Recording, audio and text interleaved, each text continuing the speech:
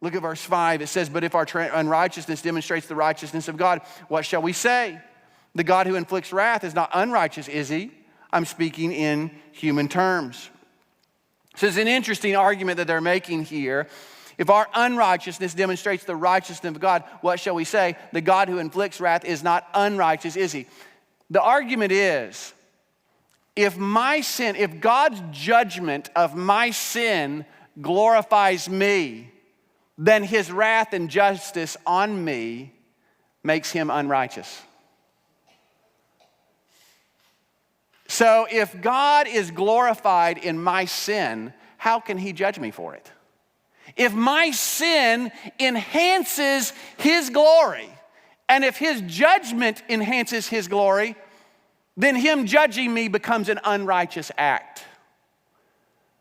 You know what they're more plainly saying? God, this ain't fair. This ain't fair.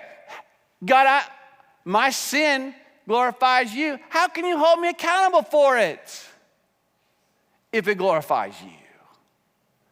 And notice the parenthetical statement that Paul makes. What does he say? I'm speaking in human terms. Paul wants everybody to know this ain't me talking here. This is just, I'm acting like a dumb human right here. Because this is a ridiculous argument. How can God judge me if my sin glorifies him?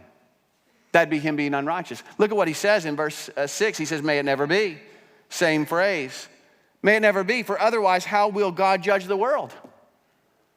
The point being, and listen, one of the great hopes of the Jews was that God would judge their enemies.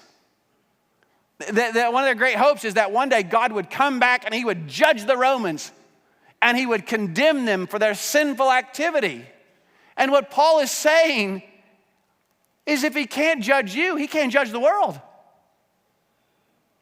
How would that work? If he's going to give you a pass for your sin, how can he then turn around and judge them for their sin? And so he plays out their argument in front of them. If he can't judge you, he loses his right to judge anyone, then he becomes unjust. He goes on and he says in verse 7, but if through my lie the truth of God abounded to his glory, why am I also still being judged as a sinner? Again, there's the argument. If my lie brings him glory in the judgment of my sin, then how can he hold me accountable? He goes on in verse 8, and why not say, as some are slanderously reported, as some claim that we say, let us do evil that good may come.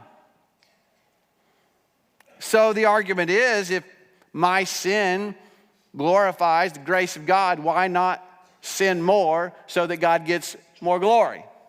Now, he's going to deal with this more extensively in Romans chapter 6.